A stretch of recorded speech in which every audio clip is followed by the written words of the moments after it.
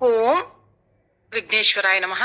అలాగే మనము ఆ యొక్క గోదాదేవికి రంగనాథులకి నమస్కారం చేసుకుంటూ ఈ రోజు మనం వ్రత విధానంలో చక్కగా 5వ రోజుకు చేరుకున్నాం.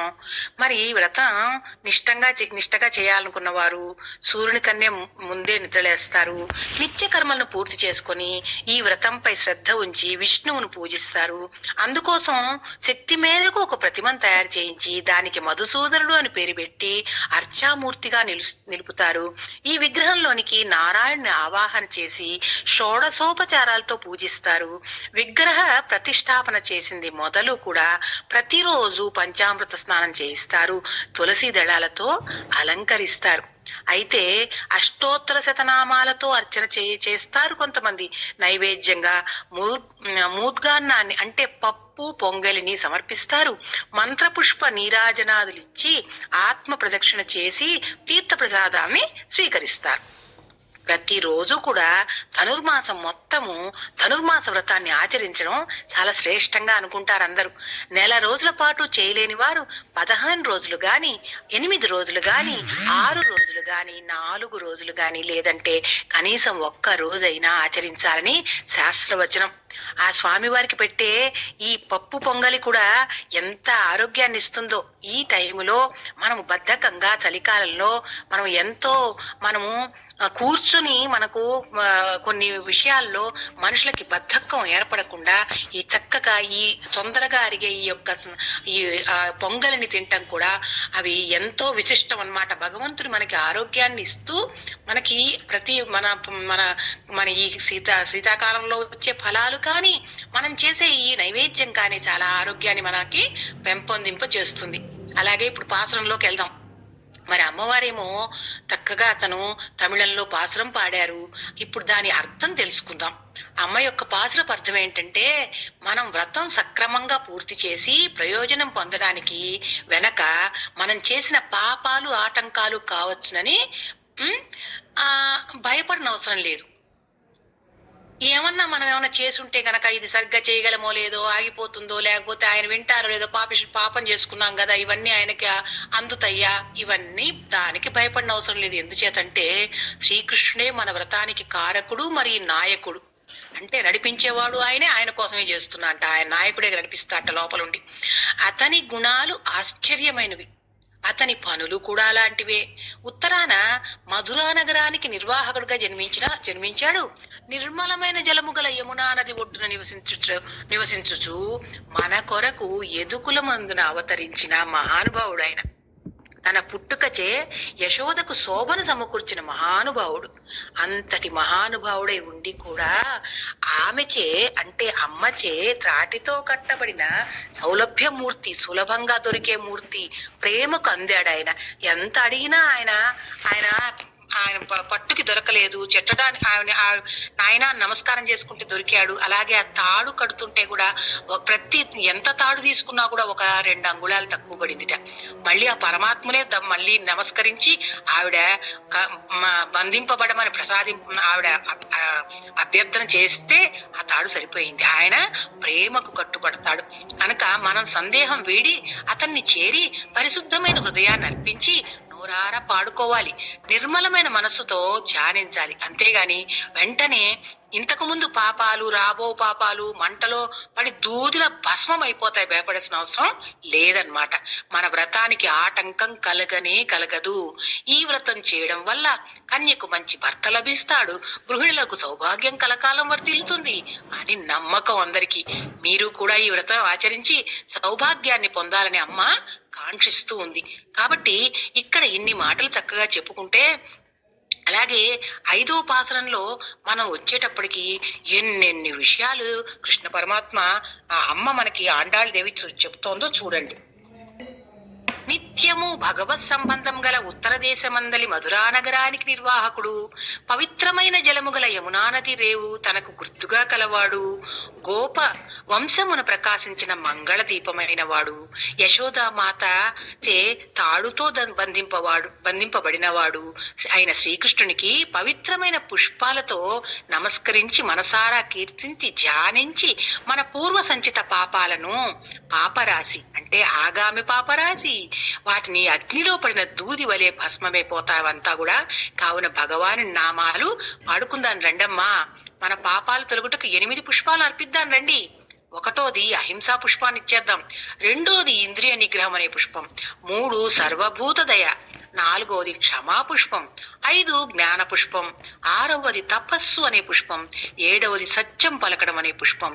8వది ధ్యానం అనే పుష్పం. ఇవి విష్ణు ప్రీతికరమైన పుష్పాలు. వీటితో పూజించి మంచి పాటలతో కీర్తిస్తే భగవంతుని కృప పొందవచ్చు అని అమ్మ భావం చెప్పింది. అయితే కర్మ సందోహము మోక్ష ప్రాప్తికి ప్రతిబంధకము కదా. అనేక జన్మలను పొందడానికి కర్మలే కారణాలు కావున వీటిని నిర్మూలించక తప్పదు. ఇది ఎట్లంటే భగవత్ ధ్యానము, భగవత్ సేవ, భగవత్ సంకీర్తనలే కర్మను పోగొట్టుకోవడానికి సులభతరమైన మార్గమని గోదాదేవి మనకి మళ్ళీ మళ్ళీ మళ్ళీ మళ్ళీ ఒక్కాణించి చెప్తుంది. అయితే మనం చెప్పినట్లుగానే ఇప్పుడు మొదటి నుంచి కూడా అమ్మ ఆండాళ్ళ తల్లి ఏం చేసింది, చుట్టూ గోపీజనం అంతా చేరారన్నట్టుగా ఊహించుకొని మొదటి రోజు మనం అంతా ధనుర్మాసం వ్రతం చేస్తున్నామని తెలియజేసింది. రెండో రోజు ఏం చేసింది, వ్రతానికి కావాల్సిన నియమాలు ఏమిటో తెలియజేసింది.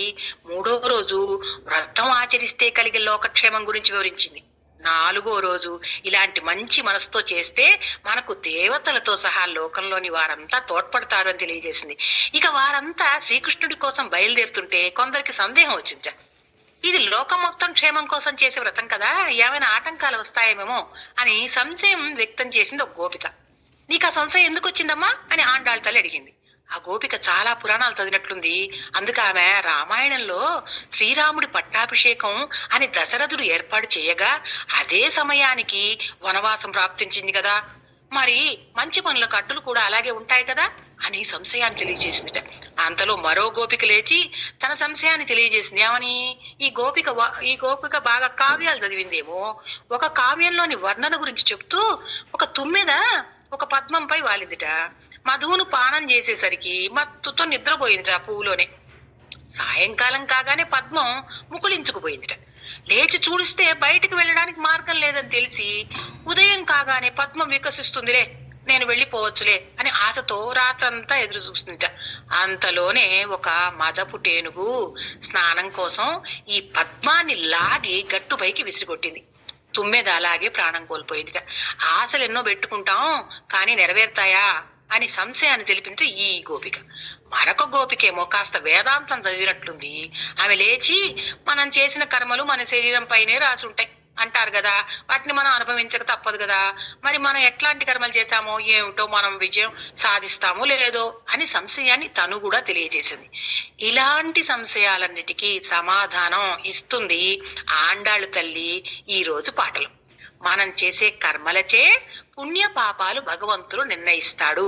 మనం చేసే చిన్న విషయం కూడా ఆయనకు తెలియకుండా ఉండదు. అందుకే ఆయన్ను సర్వజ్ఞుడు, సర్వవేత్త అంటాం కదా. ఆయా కర్మలకు తగిన ఫలాన్నిచ్చే శక్తి కూడా ఆయనే కలిగి ఉంటాడు. అందుకే మన పెద్దలు మన సంకల్పంతో గాని, మాటల్లో గాని, చేతల్లో గాని చెడు రానివ్వద్దు నాయన అంటారు. ఇలాంటి ఒక సంస్కారం ఏర్పరిచారు మన ఋషులు. మనం అనుభవించేవన్నీ మనం ఒకప్పుడు చేసినవే. ఇప్పుడు వచ్చిన తెనుపుతో మనం తిన్న తిండిని గుర్తించగలం కదా. ఇక మనం ఏం చేయాలో, ఎలా ఉండాలో ఒక శాస్త్రాన్ని ఇచ్చాడు భగవంతుడు. భగవంతుడికి మనపై కలిగిన ప్రేమనే పుణ్యం అంటాం. అది మనపై కలిగిన కోపమే పాపం అంటాం. వీటన్నిటి నుండి బయటపడే ఒక సులభమైన మార్గాన్ని ఆండాళ్ళ తల్లి చెబుతోంది. మనం చేసుకునే కర్మలు 3 రకాలుగా ఉంటాయి. అవి సంచితాలు, ఆగామి, ప్రారబ్ధం అని ఉంటారు. ఇది వరకు మనం చేసుకున్న వాటిని సంచితాలని, ఇప్పుడు ఈ శరీరంగా అనుభవిస్తున్న వాటిని ప్రారబ్ధమని, ఇప్పుడు చేస్తున్నవి భవిష్యత్తులో అనుభవించేవేమో వాటిని ఆగామి, రాబోయేవి అని అంటారు. మనం కావాలని అనుకుంటే సంచితాల్ని, ఆగామిని తీసివేయచ్చు, కానీ ప్రారబ్ధం మాత్రం ఉంటుంది. భగవంతుడికి శరణాగతి చేస్తే ప్రాచీన కర్మలను తుడిచివేస్తాడు. ఇకపై మనం చేసే కర్మలు మంచిగా ఉండడంచే ఆగామి కూడా అలా దూరం చేసుకుంటాం మనం. మరి కర్మలన్నీ ఎప్పుడో ఒక దగ్గర అనుభవించాలి కదా, మరి అవి ఎక్కడికి పోతాయి అని ఒక గోపిక అడిగింది. ఇది మనం అందరం తెలుసుకోవాలి. భగవంతుడు మనపై ఉండే పాపాలను మనల్ని ద్వేషించే వారికి, పుణ్యాలని మనల్ని ప్రేమించే వారికి పంచి మనల్ని స్వీకరిస్తాడు. ఇది ఎలా అండి అని మీరు గనక అడిగితే నేను ఒక చోట చదివాను, చక్కగా చెప్పారు. ఎవరైతే మనల్ని అనవసరంగా వేలు పెట్టి ఇలా నీవు నీవు అంటారో వాళ్ళు మన పాపాలని నాకివేసి చక్కగా అన్ని తీసివేసి వాళ్ళ వైపు లాక్కుంటున్నారు. అలాగే మనల్ని ఎవరైతే పొగుడుతున్నారో వాళ్ళకి మన పుణ్యంలో భాగం కాకుండా, అంటే పొగట్టం అంటే లేనిపోని పొగడతలు అక్కర్లే, ప్రేమపూర్వకంగా మనల్ని ఎవరైతే పలకరిస్తారో దాన్ని ఒక చేసిన మంచి పనికి అలా వాళ్ళు దాన్ని చక్కగా ఆమోదన చేస్తూ ఆనందంగా ఉంటారో అది వాళ్ళకి కూడా పుణ్యాన్ని తెచ్చిపెడుతుంది. అందుకనేంటి ఇంకోళ్ళకి ఎలా వెళ్తాయి అనే విషయాన్ని మనం ఇప్పుడు చెప్పుకున్నాం అనమాట. కాబట్టి ఇక ప్రారంధం కూడా నిర్వీర్యం కావాలంటే ఇప్పుడు చేసుకోకపోయేది మనం భగవంతునికి చెందిన వాడను, నేను చేసేది ఆయన సేవే, ఆయన కోసమే చేస్తున్నాను, ఇలాంటి భావన చాలు. మనకు అందిన నామంతో ఆయన పేరు పలకండి చాలు, ప్రారంధం కూడా అంటదు. దీన్ని ఉజ్జీవించి బ్రతకడం అంటారు. అంటే చక్కగా ఆనందంగా తెలుసుకొని బతకడం, ఆయన నామాన్ని పాడుదాని రండి అని ఆండాళ్ళ తల్లి చెప్తుంది.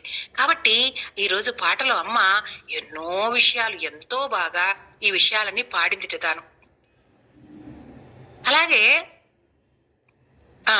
చిత్ర విచిత్రమైన ఆశ్చర్యకరమైన కళ్యాణ గుణమును శక్తి విశేషములు కలిగి ఉన్న స్వామి అలాంటి వాడు మధురా నగరానికి దిగి వచ్చాడమ్మా. మరి పెరగటమేమో యమునా నది ఆవల ఉన్న గోకులంలో, పుట్టటంగానే మరి రాత్రికి రాత్రి యమునా నది దాటాడు. ఇది ఒక రహస్యం. దీన్ని ఆండాళ్ళదేవి 15వ పాటలో తర్వాత చెప్తుంది మనకి. యమునా నది సూర్యుడి పుత్రికట, యముడి సోదరి. మరి శ్రీకృష్ణుడికి దారి ఎందుకు ఇచ్చింది? మరి కృష్ణుడు ఆ యమునా నది ఒడ్డునే తిరిగేవాడు కదా, మరి నీటి కోసమే వచ్చే గోపిల కోసం వేచి ఉండేవాడు. గోకులమో మరి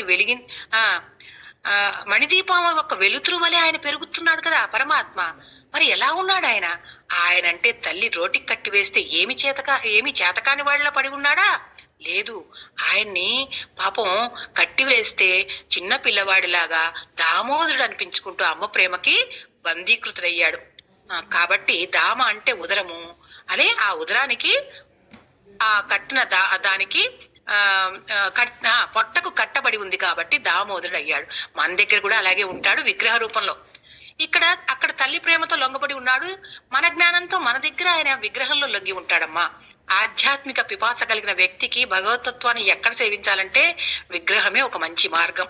ఆండాళ్ళ తల్లి శ్రీవెల్లి పుత్తూరులో జన్మించి అక్కడి వటపత్ర సాయిని కొలిచిందట, శ్రీరంగనాథుని చేరిందట, సుందర బాహుస్వామికి మొక్కుబడి చేసింది, వెంకటాచలపతిని ఆరాధించింది, అంతా విగ్రహ రూపంలో ఉన్న వారినే కొలిచింది. భగవంతుని కోసం ఎక్కడికైనా పరుగులు పెట్టాలి, విగ్రహ రూపాన్ని పరిపూర్ణంగా నమ్మింది. మనకు ఆ విశ్వాసపూర్ణత కలగాలి, తాను ఆర్జించింది మనము పొందాలని తిరుప్పావైని మనకి అందించింది. దీనికి మనం పరిశుద్ధం కావాలి. అది ఎలా అంటే భగవంతుని తత్వాన్ని గుర్తిస్తే చాలు మానసిక పరిశుద్ధి ఏర్పడిపోతుంది. కాబట్టి పరిశుద్ధమైన హృదయాన్ని పుష్పాన్ని ఆయనపై విసిరితే చాలు, చేతులు ఒక్కసారి జోడిస్తే చాలు. ఇలా చేతులు జోడించడాన్ని అంజలి అంటారు. అంటే అంజలయతి అంటే ఆయనను జలంలా కరిగేట్లు చేస్తుంది. మనం పెట్టిన కరిగిపోతాడు ఆయన మన నమస్కారానికి. నోరు ఉంది కనుక ఆయన నామాన్ని పాడదాం చక్కగా, మనస్సు ఉంది కనుక ఆయన గుణాల్ని స్మరించుకుందాం. గతంలో చేసిన మంచి సంచితములైన పాపాలన్నీ పోతాయి. ఇక రాబోయే ఆగామి మనకు అంటకుండా ఉంటుంది. ఆయన నామాల్ని చెప్పుకుందాం. ఈ పాటలో ఆండాళ్ళు మాయనై మన్నువడ మధురై దామోదర అని ఇలా కొన్ని నామాల్ని కూడా తెలిపింది. కాబట్టి ఆగమాలు ఏం చెప్పినాయంటే పూర్ణమిదం పూర్ణమదః పూర్ణాత్ పూర్ణముదచ్యతే పూర్ణస్య పూర్ణమాదాయ పూర్ణమేవ వశిష్యతే అని చెప్పింది. ఇది శుక్ల యజుర్వేద శాంతి మంత్రం.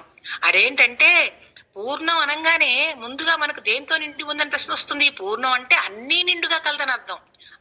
అంటే స్వరూపం, గుణము, దయ ఇత్యాదులు అన్ని నిండుగా కలది అనవచ్చు. మరి ఏమిటా పూర్ణం? ఎక్కడ లభిస్తుంది? ఈ మంత్రం దానికి సమాధానం ఇస్తుంది. పూర్ణమిదం, ఇదం అంటే చాలా దగ్గరగా ఉంటుంది, నీ లోపలనే. దీన్నే మనం అంతర్యామి స్వరూపం అంటాం. కానీ మనకు తెలియట్లే. పూర్ణమదః అంటే అంతటా వ్యాపించింది, మదః అదః అంటే అది పూర్ణమే. అంటే ఏదైతే అన్ని చోట్ల ఉంది అది పూర్ణమే. లాభం లేదు, గుర్తించడం కష్టంగా ఉందా? మరి ఏం చేద్దాం? ఈ పూర్ణాత్ పూర్ణముదచ్యతే. ఆ పూర్ణమే ఒక చోటకు చేరి ఉంటుంది. అది పూర్ణమే సృష్టి స్థితి లయ కార్యాలు చేయడానికి వ్యూహాస్థానంలో ఉంటుంది. అది పూర్ణమే. కానీ మనం చూడలేకపోతున్నాం కదా. పూర్ణస్య పూర్ణమాదాయ అంటే ఆయా అవసరాలను బట్టి ఆ పూర్ణంలో నుంచే మరో పూర్ణం మన వద్దకు తిరిగి వస్తోంది. అది పూర్ణమే. వీటినే అవతారాలు అంటున్నాం. ఇవి కాలానుగుణం బట్టి వచ్చేవి కదా, మనం ఇప్పుడు చూడలేం కదా అని అంటారా? పూర్ణమేవా వశిష్యతే. ఆయా అవతారాల్లో వచ్చినప్పుడు ఆయా గుణాలను బట్టి మనం ఏర్పాటు చేసుకున్న విగ్రహం కూడా ఒక పూర్ణమే. మన విగ్రహం కూడా అది పూర్ణమే. మన లోపల కూడా దైవం ఉన్నాడు. అందుకే మనం ఆరాధించే విగ్రహం ఒక సంపూర్ణమైనదే అని ఒక విశ్వాసం ఏర్పడాలి. కాబట్టి ఈ స్వరూపాలన్నింటినీ ఆండాళ్ళ తల్లి ఒక్కొక్క పాటుగా మనకు అందించింది పాటలాగా. అందుకే తిరుప్పావైని వేదాల సారం అని ఎందుకన్నారు? దానివల్లే తిరుప్పావై వేదాల సారం అయిందనమాట. అలాగే ఇంకొక విషయం చెప్పాలంటే 5వ రోజు అమ్మ ఈ కృష్ణుడి గురించి కూడా చాలా మంచి విషయాలు చెప్పబోతోంది. మూలకందం అనాలంటే సంస్కృతంలోట క్రిష్ నా అంటారు. క్రిష్ అంటే చాలా, నా అంటే ఆనందం, ఆనందింప చేయు తత్వము. అయితే రామ అంటే రమయతి అని అంటారు. కృష్ణ అనగానే ఒక మనిషి అనుకోకూడదు, అది ఒక తత్వం అని జ్ఞాపకం పెట్టుకోండి. అర్జునుడు అలాగే అనుకున్నాడు. కృష్ణుడి విశ్వరూపం చూశాకే అర్థమైంది ఆయనంటే ఏంటో. అంతటా వ్యాపించిన ఈ తత్వము మన కోసం మనం ఏర్పరిచిన రూపాన్ని, మనం పెట్టిన పేరుని తనదిగా చేసుకోగలదు. ఆ ఎదురుగుండా కనిపించేదాన్ని మనం విశ్వసించగలిగితే చాలు. ఇదే కృష్ణుడు, ఇదే తత్వం అని గుర్తించు. అప్పుడు మనకు ఓయ్ అంటే పలుకుతారు. అది గుర్తించకపోతే మనం ఎక్కడికి వెళ్ళినా వృధాయే. ఈ గుర్తింపు కలిగితే చాలు. మనం ఉన్న చోటే ఉన్నట్లే. అంటే నివృత్తి రాగస్య గృహం తపోవనం. నీ లోపల అహంకారం తగ్గితే, బాహిరమైన వస్తువుల తత్వం తెలిస్తే అప్పుడు గృహమే ఒక తపోవనం అవుతుంది. నీ జీవితమే ఒక తపస్సు అవుతుంది. ఇలా ఇంటిలో చూడడానికి వీలయ్యేట్లుగా ఒక రూపం పెట్టుకో. ఆ రూపం నీ దృష్టిని ఆకర్షించేట్లుగా ఉండాలి, నీకు భయం కలిగేటట్లుగా ఉండకూడదు. ఇలా మనం తయారు చేసి దానికి ఒక రూపం పేరు ఇచ్చి ఒక విశ్వాసంతో ఆ పేరుని పలకడం నేర్చుకుంటే చాలు. ఆ విశ్వాసం చాలు. పూజకు నిబంధనలు ఏమీ లేవు. అచంచలమైన విశ్వాసంతో, నిష్కల్మషమైన ప్రేమతో మనం ఏమి పలికినా అవి మంత్రాలే అవుతాయి. ఆయన ప్రేమలోనే స్వీకరింపబడతాడు. ఆయన ప్రేమనే స్వీకరిస్తాడు. ఏమి చేసినా అది ఆరాధనే. నీ ఇంట్లో విగ్రహంలోనే విశ్వానంతటా నడిపే తత్వం ఉందని గమనించు. దీన్ని విశ్వసిస్తే చాలు. ఆధునిక అణు విజ్ఞానం కూడా ఇంత చిన్న అణువులో ఎంతో శక్తి ఉందని చెబుతుంది. అదేదో జ్ఞానం లేనిది కాదు, అంతటా వ్యాపించి ఉంది. దాన్నే మనం నారాయణ అని పేరు పెట్టుకున్నాం. దాని గుణాలను మనం శాస్త్రాల ద్వారా గుర్తించగలుగుతున్నాం. అంతటా ఉండే ఆ తత్వం ఈ విగ్రహంలో కూడా ఉంది, సందేహం అవసరం లేదు. ఇది మన ఆండాళ్ళ తల్లి తెలియజేస్తుంది. ఈ రోజు పాటలో 2వ అధ్యాయంలో పరమాత్మ అదే చెప్పాడు. సంశయాత్మ వినశ్యతి. ఏ రంగమైనా ముందుకు పోవడానికి సరైన నిర్ణయం తీసుకోనైనా అడుగు ముందుకే. సంశయం అవసరం లేదు. దీన్నే ఆండాళ్ళ తల్లి అందమైన పాటలో మనకి చక్కగా అందించింది. ఈ రోజు మనం చక్కగా ఈ యొక్క అర్చామూర్తి యొక్క గొప్పతనాన్ని కూడా మనం తెలుసుకున్నందుకు చాలా ఆనందంగా ఉందండి. 5వ పాసరం కంప్లీట్ అయింది. నమో నమః. జయ మాతా గోదాదేవి.